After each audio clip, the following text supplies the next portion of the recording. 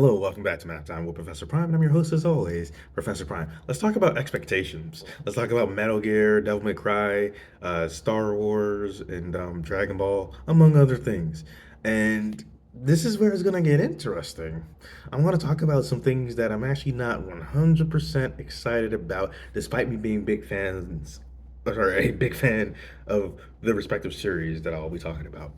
Um, and I want to talk about why. It is going to be about expectations. Okay, so why did I laugh at that?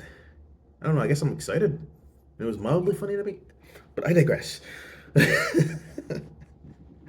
I'm just glad I'm feeling a lot better than I was last week. So I guess that's a big part of it too. And also I'm talking about things that I enjoy, and that's always something to be glad about. And some of the things that I mentioned, like Metal Gear, Devil May Cry, Dragon Ball, Star Wars, those are big parts of my life. And like with series that are that big, there's some ups and there's some downs, but I like them for so many reasons. So let's get things started proper.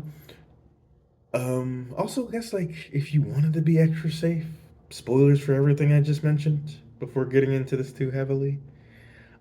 I'll try to avoid major ones, but I also don't want to hold back like at all. So, assume spoilers are hid for all the things I mentioned and maybe some more, just to be safe. Okay, so to start with Devil May Cry. Devil May Cry is one of my favorite series of all time.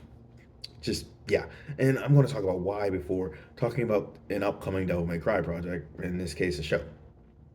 So when it comes to the games, I'm a huge fan and have been since I first played, which was back in 2003. So I've been playing Devil May Cry games for over 20 years at this point. It's 22 as of this year, which is bonkers. Um, so here we go. One of the reasons why I like Devil May Cry is the style. Um, it's like it's stylish math action. No, seriously, right? Right, because it is math and action. It's math in a way that I really, really dig. Because right, you have these combos that you're doing, and there's math in those combos, math in the timing, math in the stylistic things that you're doing, and the strategy that you're employing as you face your opponent. And when it comes to Devil May Cry, the idea is like if you're struggling, it's like it's fine, it's okay. The game doesn't say like, oh, you suck for this. It just says get good. And so it's like right, you defeat your opponents, you gain orbs, you get power ups, you get more refined, you practice, practice, practice, and through that repetition and through like strategy and increasing your power, you become an absolute beast, a demon. And I think like when you think about that first Devil May Cry, it's just like it is one of the best games ever. And it's just like now with other games in that series, it goes back and forth. Like the odd numbers, weirdly enough, are like all strong. The even numbers, maybe not so much. A lot of people do not like Devil May Cry 2. I think it's okay. It's not as good as the other games in the series, but I do think it's okay. Devil May Cry 3 is like it's my favorite game from Devil May Cry and one of my favorite games of all time. Devil May Cry 4, it was good. It could have been great. The gameplay was tight, but story needs some refinement. Devil May Cry 5, there are times where it shared a spot with Devil May Cry 3 because it is that good, but part of the reason why I like it is because it feels like a sequel to Devil May Cry 3, which is insane because Devil May Cry 3 is a prequel to the entire series. Devil May Cry 5 is the last entry, but it has that same spirit. It has the same energy. It has the same themes, but like in some new and exciting ways. So it's just like with Devil May Cry, it has like had some interesting experience with the games, like largely good. Also, there was a reboot, which I'd argue it wasn't bad, but it had its problems for sure. I'd argue it didn't need to exist, but there were some things that were good that were brought into Devil May Cry 5 from it. And maybe we don't get a Devil May Cry 5 if that wasn't received how it was. In any case, when you look at the Devil May Cry game, there are some certain expectations that pop up whether each game meets them or not, right? You have that idea of like that fast-paced action, that idea that you can do melee and firearms, and you can alternate between them. And as you progress throughout Devil May Cry, starting with Devil May Cry 3, there's that idea of being able to choose styles, like things like Swordmaster, Gun Slinger, Trickster, Royal Guard, etc. Right? Those are the four main ones, but you got like Quicksilver, Doppelganger, stuff like that that you could use. But my whole thing is that it's a series where you expect it to grow and you expect for some pretty fast paced action, difficult bosses. There is a certain formula to it. And a lot of math. You know how I feel about that. Math is everywhere and in everything. And in gaming, you can see it like not only behind the scenes, but very much on the surface and in some compelling ways. So yeah, I have a certain expectation with Devil May Cry, and like the strongest entries from it are just like stellar. Like I think like for me, like one is amazing, two is okay, three, yeah, it's one of the best ever. It took things that worked about the series and it went there. It got better. Devil May Cry 4 is like it's good. It's very very good.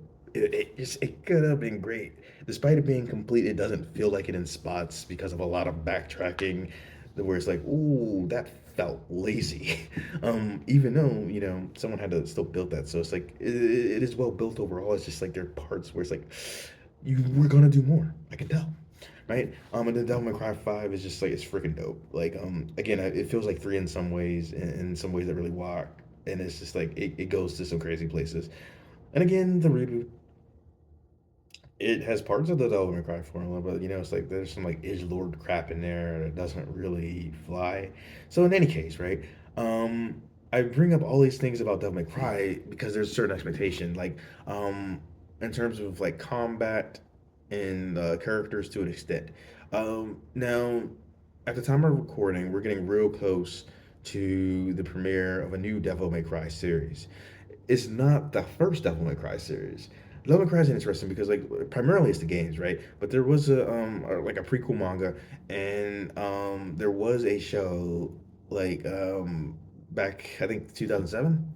There was like a show about it, and you know what? With that show, not bad, not what you might be expecting, and Dante just feels very different in that show, but it is good overall. I do like it. I don't think it's the greatest thing ever, but I don't think it's the worst by far.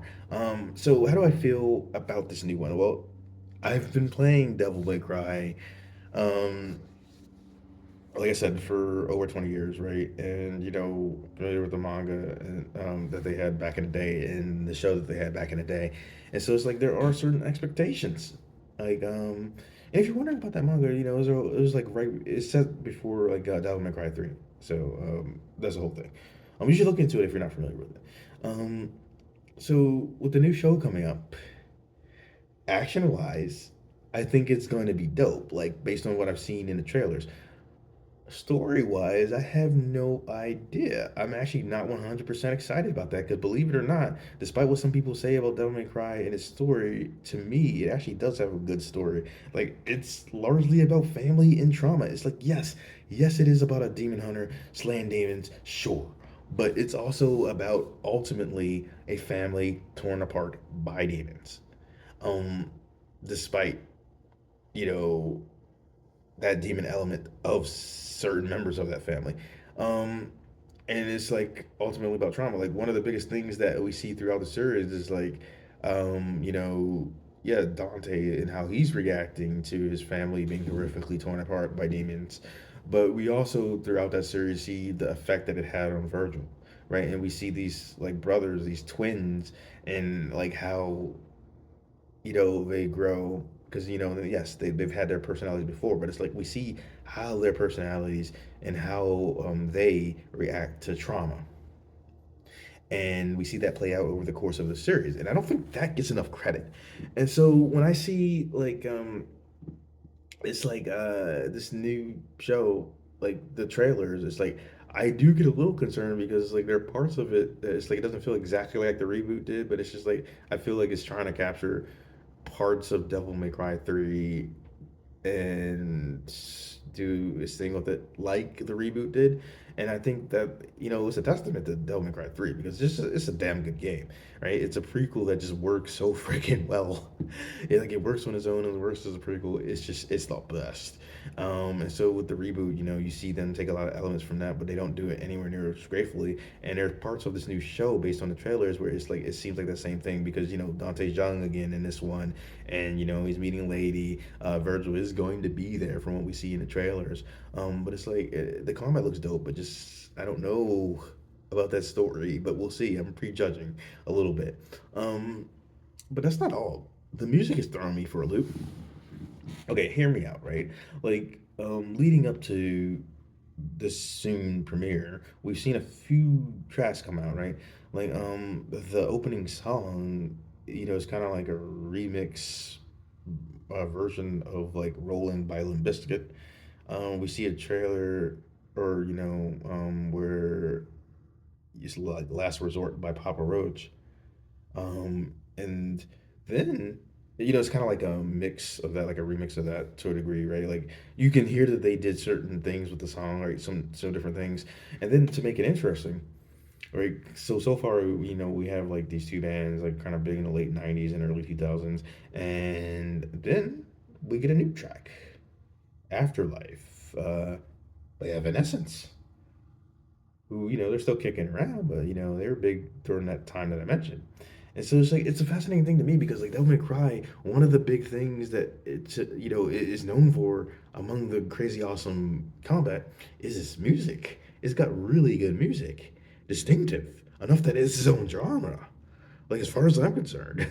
So then it's like, but it's very clear that the 19 like sorry the late 1990s, early 2000s new metal stuff, um, whether we're talking about the songs themselves or like kind of an extension of that with the new Evanescence song.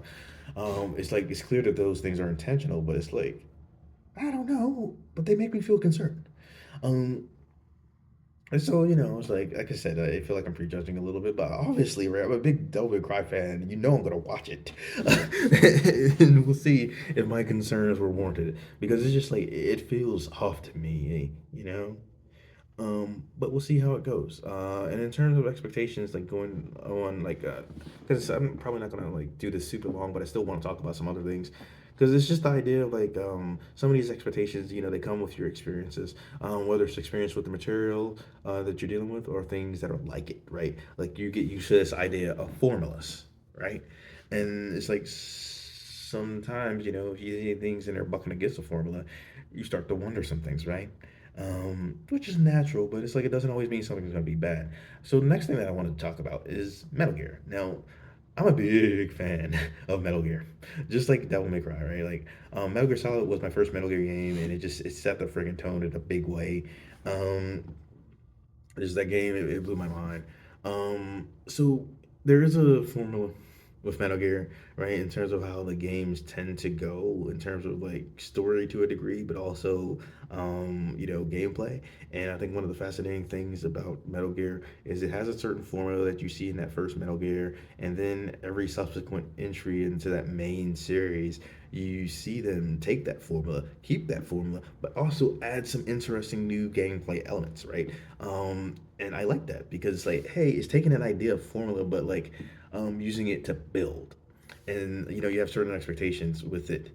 Now, in terms of other material, like there's some things out there, but with Metal Gear, it is largely the games, and sometimes you do get games that deviate from that formula. You get things like the Metal Gear Acid series, where you're dealing with like card game, and you have things like Metal Gear Rising, where it's like Metal Gear Solid meets Devil May Cry, and it's the best. Very self-aware, very ridiculous and overtop in like the best way. But so my whole thing is though, right? Like for a lot of those main games, though, there's certain formulas that you come to expect, both in story and gameplay. So this is where it gets interesting, and how this time, um, the formula it sets the tone expectation wise for me in a negative way. Um, because like I just mentioned the thing with Devil May Cry, and it's like, oh, I think some things are gonna get changed in ways that maybe I don't necessarily like, but we'll see because again, I haven't seen it yet. But with Metal Gear, one of the big things like that's coming out this year is the Metal Gear Solid 3 remake, which I'm actually not excited about, despite Metal Gear Solid 3 being one of my favorite games of all time. And I want to talk about that. Metal Gear Solid 3 is an interesting thing because it does a lot of Metal Gear's games do, right? Like it takes what worked before, it takes that formula and it builds. And it builds in some crazy ways. It works as a standalone, it works as a prequel. It just, it's just, it, it is a deeply creative game, deeply wonderful game, and it holds up both in gameplay and appearance, despite it coming out over 20 years ago. So Why am I not excited about the remake? It's complicated, but like I'll try to navigate it here. Um, okay, so first and foremost, some of y'all know that like Hideo Kojima, the creator of the entire Metal Gear Solid Metal Gear series, is like he had a falling out with Konami, the game series that produces it. It was very unpleasant. They were not nice to him. They were not kind to him in any way on that way out from everything that we saw. So that's not great. So it's like that kind of lingers over things, but it happened like a decade ago. So it's like, okay, well, you got some new people. Uh, so if I can get past that, then what's stopping me from being excited?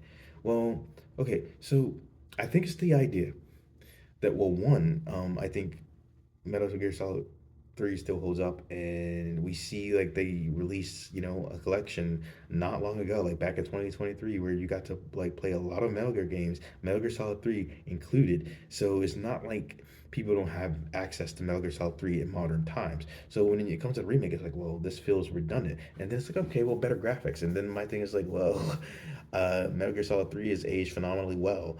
So then it's like, well, what are they gonna do? Like, gameplay and story wise and stuff. It's like, well, it's a shot for shot remake, so it's just like it makes me wonder. I think the only thing I'm excited about is that the voice cast is going to be back, and that's more work for them, and more work for everyone involved, really. So that's great. But my whole thing is like it's hard for me to get excited about a remake of Metal Gear Solid 3 when like one, I've played it not long ago. Like because before they had the collection, I was doing a Metal Gear like marathon like a few years back.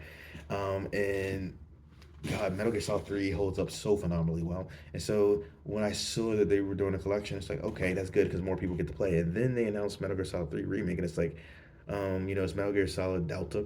So it's like, okay, this seems like they're going to be doing like a rebooted franchise. And I'm not saying that it's going to be bad. If Metal Gear Solid Delta is like going to be a shot for shot remake pretty much for Metal Gear Solid 3, then it can't help but be good on some level. It feels weird. So it's just like here, following the formula like too closely might be an issue because it's like, well, you already have something great. It just feels redundant. Um, but again, it's like they're calling it Mega like Delta, so and they're starting there, and it feels like they're going to be doing a new series, and that's something that a lot of people have theorized about. Okay, so I'm going to talk about Star Wars and Dragon Ball for a bit. So with Star Wars, like I don't even know, like what is Star Wars now? Like there's certain expectations based on certain media, right? Like you might expect something different out of Star Wars books than you do from the Star Wars movies or Star Wars games or Star Wars TV show because like they have a very different feel and they're kind of all over the place. Like some are good, some are bad. It's just like one of the most consistent themes is like you're dealing with the idea of good and evil, whether you're dealing with force users, people using the light side or dark side of force, or you're dealing with rebels and empires. You're usually dealing with both, but that's been a consistent theme. And then like for the movies, it's like you often see like that idea of good and evil played out in the form of a lightsaber fight, which I dig. It is just like there's just so many cool things about that. Um, but so you have that right, like, and again, like there's different expectations like you have for like the games and the TV shows and the books. And so at this point in Star Wars, like they're still making so many different things, and everyone has different ideas of what they think Star Wars should be. So it's fascinating for me as someone like who pretty much just enjoy the fact that they're still making Star Wars, even if I don't get to see everything that's Star Wars, and even if I don't always enjoy everything that I watch or everything that I play or everything that I read, right? Like I'm just grateful that they're still making Star Wars, right? But like you run into different people and they have different expectations, and that shapes how they view different entries into the Star Wars universe. And it's like because I feel like there's definitely some things that you can say like, oh, well, in this media that's pretty formulaic, or like hey, there's some formula going on, right? But there's just so many different ways to tell Star Wars stories, and it's expanded in some crazy bonkers way. And just like if you think about the TV shows for an instance, it's just like for me, I don't know what to expect. Like, well, I kind of do because I feel like with a lot of the Star Wars TV shows, it's like even if they start off compelling, there's a pacing problem somewhere in there. But they all feel different, and there's some good and there's some bad. Like and it's just like I don't know what my expectations are at this point. Over this, just like who this could go either way, right? Because I could look at a show like The Mandalorian. It's like, hey, um, that's actually really good for a while. I like the first season. I like a good deal of the second season and parts of the third. Um, and then you have a show like Ahsoka, and it's like I liked parts of that. Ahsoka is awesome, but I don't feel like they did her justice in that show. Like, I feel like they tried to make her more of a Jedi than they should have because the whole thing is like she's in the middle. She's doing her own thing. She's a good person, but she doesn't have to be a Jedi. And it doesn't make sense to me that she would try to force someone to be a Jedi or say like they're not Jedi enough. But that's a whole nother thing. And then you have shows like The Acolyte and Andor, and they're very different shows, and they have different expectations. Like the Acolyte is like weirdly diverse for various reasons. There's some people who have like legitimate gripes with it, and then there's some people who, let's be honest, they only dislike it because it's diverse. And yeah, it is what it is. Those people suck for that. I said it. But like I said, there's some people who like they might have issues that are legitimate. Like some people might not like the pacing. They might not actually like this character or that character. But again, some people are crappy, and that's what it was. For me personally, I like the Acolyte. It's not perfect, but I liked it. I like the combat. I felt like that was refreshing. I did like the story. It was different. And then you have like a show like Andor, where it's like my expectations were like kind of non-existent to a degree. I'm like, this could go either way, and it ended up being a really good show. The second season is coming in the near future at the time of this recording, and I do look forward to that because it's just like I think one of the fascinating things about Andor to me, first and foremost, is like you mean you don't really get lightsaber action, and it's like, oh, I like me some lightsabers, as you've seen for some of my videos. So it's like, oh, I'm not sure how I feel about that. I like a good lightsaber fight, but I do think like Andor gets interesting because it deals with the bureaucratic side of evil. It's like yes, there's battles, and yes, there's more outward clashes of good and evil, or stuff like that. But I think one of the craziest things that it does and does well is it shows this idea of like evil not just being this like in your face thing, but deeply bureaucratic. It shows evil is mundane. It also has some nuance in it because it's like, look, everyone who's part of the empire, they're not actually, there by choice. There's some people who wanted the empire, sure, but there's a lot of people who didn't.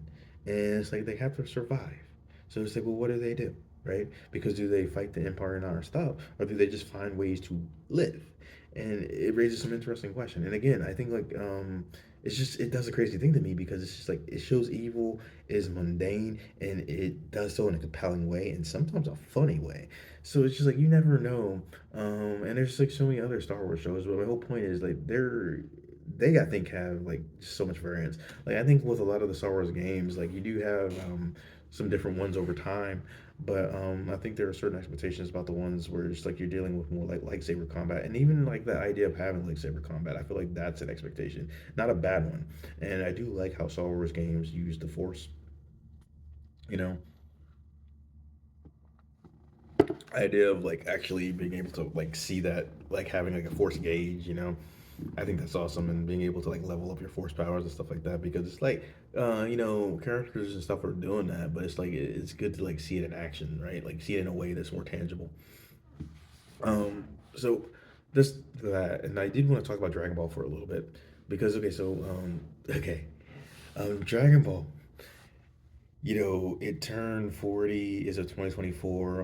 But for the record, initially came out in like the manga came out in like late 1984, like November. So you could argue that we're still in that 40th year of Dragon Ball. In any case, I was excited, and I had not seen the original Dragon Ball in ages, and I had not seen Dragon Ball Z in a while, like completely, right? Because I've seen like different episodes, right? But I watched Dragon Ball and Dragon Ball Z back to back. It was like bonkers. It was fun though because I was doing that and I was also writing like a math and Dragon Ball book. And like if you watch some of my videos, you know I'm a huge fan of Dragon Ball and there's much to say regarding math and Dragon Ball. So in any case, right? Like there's certain expectations you do have with Dragon Ball at a certain point, and like most consistent it is like the stuff that tends to like follow what the manga did, because like the anime, yeah, they deviate, but there's certain expectations that you see that have been like mapped out, right? Um, if you get to know Dragon Ball, like even the things that kind of like subvert your expectations, you expect to a degree at a certain point. Um, so you expect like these dope fights, you expect like some humor, you expect character development, and you expect character regression, and like what you expect out of like a Dragon Ball show might be different than what you'd expect out of like the manga and like the pacing and stuff like that. But it is also like different from what you expect out of a Dragon Ball game. Like for me, like a lot of the Dragon Ball games, you see them and they're fighting games, and that makes a lot of sense given what Dragon Ball is. But Dragon Ball games they can be all over the place, and like in terms of quality, it's like ooh, that could go either way. Because like some of the Dragon Ball games are some of the best I've ever played, and some are just not. There's also like a lot of card-based like Dragon Ball games, or if you don't have a game that is like specifically about being a Dragon Ball card game, there's a card mini game which is so rich that it is a game in and of itself, and it's like I don't feel like that's just a regular mini game. It's a mini game on a technicality, like I like take the figurine battles from like Xenoverse, like that series, like from Xenoverse 2. But anyway, also, if we're talking about Dragon Ball card games, Dragon Ball, like, see, Legendary Super Warrior, awesome card based battle game with a banging soundtrack, originally from Game Boy Color. But my whole thing is like, so I rewatched Dragon Ball and I rewatched Dragon Ball Z. And the Dragon Ball Z movies, like some of the Dragon Ball Z movies, and certainly the ones that were in the Super era, like the one that led into Dragon Ball Super, like Battle of Gods, Resurrection of F. So they were technically Z movies, but they feel like Super movies, and like the first two arcs of Super adapt that, which is crazy. And then I watched like Dragon Ball Super movies like Broly, and then like Superhero. um, and they were great. And so then Dragon Ball Daima was on while I was watching that. Like it started to be on, and so I caught up with Dragon Ball Daima after I was done rewatching everything, and then like I was watching that weekly to week, and it was like kind of a crazy thing because I had gotten used to watching Dragon Ball like every day, Dragon Ball Z like every day. So then it just became a weekly thing once I caught up to Daima, and oof, I had expectations, and it's just like, okay, I think like from a fighting standpoint, Daima meant a lot of those in some ways. It did some different things. I wasn't disappointed, nor with the animation, but story wise, it's interesting. I wasn't sure if I liked or disliked some things, but I think like the fact that I missed Daima now that it's done, that suggests that I did like it, right? Like I think the animation was interesting. I think it did some different things. There were some things that annoyed me, like and it's like there's parts of it that it's like Toriyama's take on GT, right? And it's kind of a funny full circle thing because in recent years you see Toriyama's takes on shows and movies that were based off of his material, and it all goes back to what he was doing in a way. Um, but so you had that and a lot of his Demon World stuff with some new lore that he threw on top of that, and it's just like I don't know, it was an interesting thing, but my whole thing with all this, in addition to just like talking about stuff that I wanted to talk about, is that we get used to the idea of formulas, whether we're dealing with them in a math class or dealing with them, in everyday life, building this and building that, or in the media we consume, and it's like it shapes our expectations on things, and I think that's interesting.